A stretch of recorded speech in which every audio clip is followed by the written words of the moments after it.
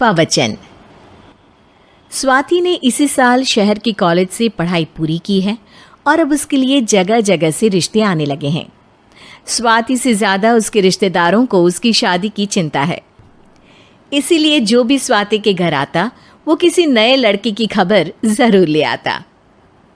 अरे दीदी, ये फोटो देख के बताओ कैसा है। राहुल नाम है लड़के का, मेरी सहेली की बहन का बेटा है। अपनी स्वाति के साथ एकदम प्यारी जोड़ी लगेगी इसकी। ज़रा दिखाना, फोटो तो बढ़िया लग रहा है। कोई गलत आदत वादत तो नहीं है ना इसे? और कमाता कितना है? अरे कोई गलत आदत नहीं है दीदी, आप कहो तो एक मीटिंग करवा देती हूँ, फिर सब कुछ फाइनल कर लेना। हाँ हाँ, ये सही कह रही हो तुम। संडे को स्वाति के पापा भी घर पे ही रहेंगे। बुआ फिर वहाँ से चली जाती है और रात को स्वाति की माँ उससे कहती है, स्वाति बेटा, आज कमला बुआ ने एक लड़के की फ़ोटो दिखाई है। संडे को वो लोग मिलने आ रहे हैं, तैयार हो ना तुम बेटा? अरे मम्मी, आप कहाँ कमला बुआ के चक्कर में आ जाती हो? अभी इतनी जल्दी कोई शादी वादी नहीं करनी है मुझे। अरे बेटा, अच्छा लड़का है, बुआ जानती है उसे अच्छे से। हाँ स्वाति बेटा, एक बार मिल तो लो, बाद में देखेंगे आगे क्या करना है। वैसे तो कमला रिश्ता लाई है तो मना करने का तो कोई सवाल ही नहीं उठता। संडे की सुबह होती है और कमला बुआ राहुल और उसके मम्मी पापा को लेकर स्वाति के घर आती है। अरे आइए आइए भाभी, इसे अपना ही घर समझिए, इनसे मिलिए। ये मेरे भैया और ये मेरी भाभी हैं।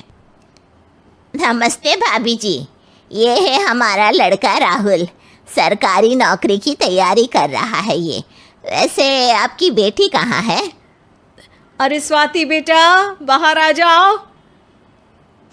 वैसे कितनी पढ़ाई की है स्वाति ने? जी, पोस्ट ग्रेजुएट है हमारी बेटी साइंस में।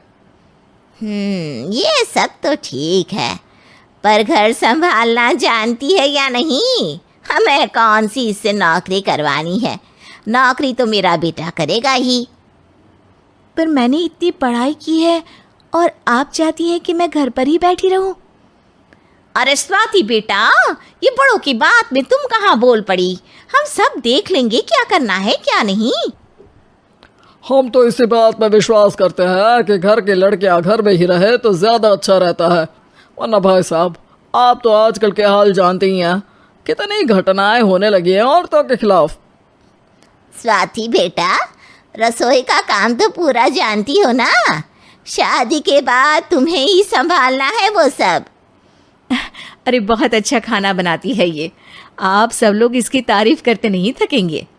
लो भाई, हो गई मीटिंग, अब शादी की तारीख फाइनल कर लेते हैं, क्यों भैया? भाई हम तो पंडित जी से चर्चा करने के बाद ही तारीख फाइनल करेंगे, सालों से हम उनकी बातें मानते हुए आ रहे हैं। लड़के वाले और कमला बुआ की बातें सुनकर स्वाति एकदम नाराज हो जाती है और उसे लगने लगता है कि शादी के बाद उसे घर पर ही बैठना पड़ेगा। लेकिन घर वालों के आगे उसकी एक नहीं चलती और उसे शादी के लिए हाँ कहना पड़ता है। शादी का दिन आ जाता है और सब मंडप में जमा होते हैं। अब फेरों का समय हो गया है, अब कन्या अपने वर से 7 वचन मांगेगी। आप किसी धार्मिक आयोजन में जाएं तो मुझे भी ले जाएंगे। आप मेरे माता पिता का भी बराबरी से सम्मान करेंगे, हमेशा मेरा साथ निभाएंगे। आपको दोनों परिवार की जिम्मेदारियां बखूबी निभानी होगी। हर ज़रूरी बात में मेरी भी राय लेंगे। आप सभी गलत आदतों से दूर रहेंगे। आप मेरे अलावा किसी और औरत से कोई गलत संबंध नहीं बांधेंगे। ये 7 वचन पूरे हुए, वर क्या तुम्हें ये सारे वचन मंजूर है? जी हाँ पंडित जी, मैं सारे वचन अच्छी तरीके से निभाऊंगा। अरे वाह वाह, बढ़िया तरीके से सब काम संपन्न हो गया। तो इसी के साथ विवाह संपन्न हुआ और आज से ये दोनों पति पत्नी हुए। 1 मिनट पंडित जी, अभी एक वचन लेना बाकी है। अब कौन सा वचन है बेटा?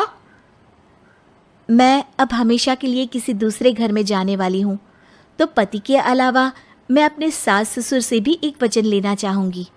अब कहो बेटी। मैं ये चाहती हूँ कि मुझ पर किसी बात की कोई पाबंदी नहीं लगाई जाएगी।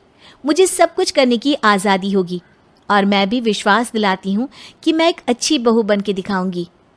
स्वाति की बात सुनकर उसके सास ससुर एकदम चौंक जाते हैं और कुछ बोल नहीं पाते कि उतने में कमला बुआ बोल पड़ती है। अरे बेटा, ये भी कोई कहने की बात है? रानी बन के रहोगी तुम तो। वचन देने से पहले सोच लीजिए, क्योंकि शास्त्रों में वचन ना निभाने वालों के लिए नरक से भी बदतर सजा लिखी है।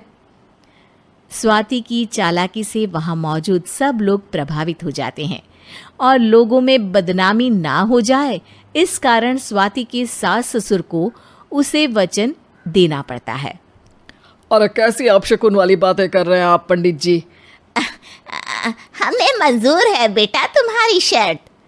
स्वाति अपनी समझदारी से अपनी बात अपने ससुराल वालों से मनवा लेती है और खुशी खुशी राहुल से शादी कर लेती है। अब से हर शादी में मैं खुद 8 वचन दिलवाऊंगा। ओम मंगलम मंगलम मंगलम।